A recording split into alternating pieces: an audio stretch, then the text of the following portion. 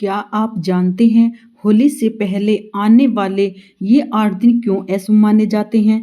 क्यों इन दिनों में विवाह, गृह प्रवेश और नए काम करने से मना किया जाता है?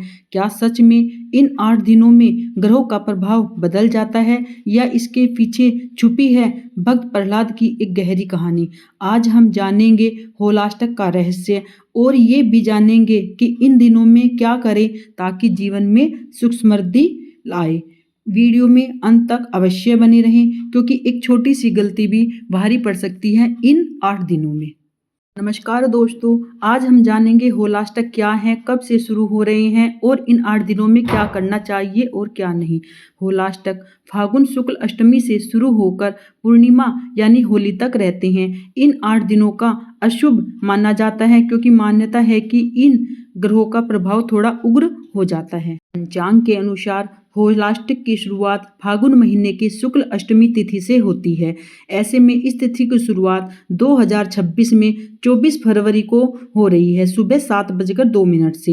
इसके चलते होलाष्टक की शुरुआत भी 24 फरवरी 2026 से ही हो जाएगी। इसका समापन होगा 3 मार्च 2026 को होलिका दहन के दिन। अब जानते हैं कि होलाष्टक में हमें क्या नहीं करना चाहिए। होलाष्टक के दौरान सगाई, मुंडन और नामकरण, शुभ और मांगलिक काम भूलकर भी नहीं करने चाहिए। गृह प्रवेश या भूमि पूजन करने से बचना चाहिए। नई गाड़ी, सोना चांदी न खरीदे। जमीन जायदाद के सौदे भी हमें नहीं करने चाहिए। होलाष्टक में हमें क्या करना चाहिए? भगवान विष्णु और भगवान शिव की साधना करना शुभ माना जाता है। पूजा के दौरान मंत्रों का जप करें। गरीबों और जरूरतमंदों को अन्न, धन समेत आदि चीजों का दान करें। इससे कष्टों से मुक्ति मिलती है।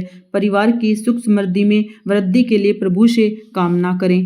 क्या आप जानते हैं होलाष्टक को क्यों अशुभ माना जाता है? धार्मिक मान्यता के अनुसार इन दिनों में हिरण्यकश्यप ने भक्त प्रहलाद को बहुत से कष्ट दिए थे। 8 दिनों तक उन्हें अलग अलग यातनाएं दी और अंत में पूर्णिमा के दिन होलिका के साथ होलिका दहन में उन्होंने बिठा दिया।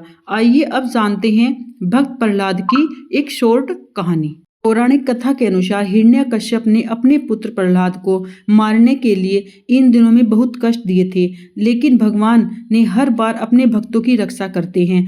अंत में होलिका दहन के दिन बुराई का अंत हुआ और अच्छाई की जीत हुई। इसलिए होलाष्टक हमें सिखाता है कि कठिन समय में भी भक्ति और धैर्य नहीं छोड़ना चाहिए। अगर हम भक्ति और धैर्य से भगवान का स्मरण करते रहें तो भगवान हमें हर कष्ट से निकाल लेते हैं। ज्योतिष का क्या कारण है कि होलाष्टक को अशुभ माना जाता है? आइए जानते हैं। ज्योतिष के अनुसार होलाष्टक के दौरान सूर्य, चंद्र, मंगल, शनि जैसे ग्रहों का प्रभाव तीव्र माना जाता है। मानसिक अस्थिरता और निर्णय में गलती की संभावना बढ़ सकती है। इसलिए नए कार्य करने से बचना चाहिए और हमें इन दिनों भगवान का अधिक से अधिक जाप मंत्र करना चाहिए। फागुन मास के ये 8 दिन इसलिए खास माने जाते हैं क्योंकि इस समय राजा हिरण्यकश्यप ने अपने पुत्र भगवान को भगवान का नाम लेने से रोकने की कोशिश की, लेकिन प्रहलाद ने हर समय हर हाल में नारायण नारायण का जाप नहीं छोड़ा।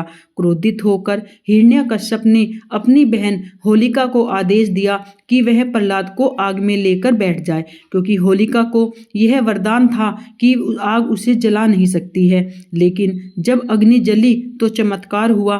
भक्त की भक्ति शक्ति के आगे अहंकार हार गया। होलिका जल गई और भक्त प्रहलाद सुरक्षित बाहर आ गए।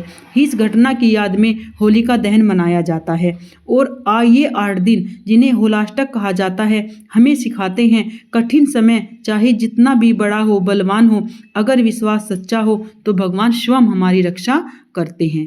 अगर आपके जीवन में बहुत सारे संकट हैं तो आप होलाष्टक के दिनों में ये कार्य अवश्य करिए। अगर आप जीवन में संकटों का सामना कर रहे हैं तो होलाष्टक में रोज आना, सुबह स्नान करने के बाद हनुमान चालीसा या बजरंग बाण का पाठ करें। धार्मिक मान्यता के अनुसार इस उपाय को सच्चे मन से करने से सभी संकट दूर होते हैं और नकारात्मक शक्ति से मुक्ति मिलती है। साथ ही पूजा के दौरान प्रभु को लाल सिंदूर अर्पित करना ना भूलें। ये अब जानते हैं होलाष्टक के दौरान हमें कौन से मंत्र वगैरह जप करने चाहिए। भगवान विष्णु और कृष्ण की पूजा अवश्य करने चाहिए। श्री कृष्ण शरणम मम, ये भी आप मन ही मन में हर वक्त आप बोल सकते हैं।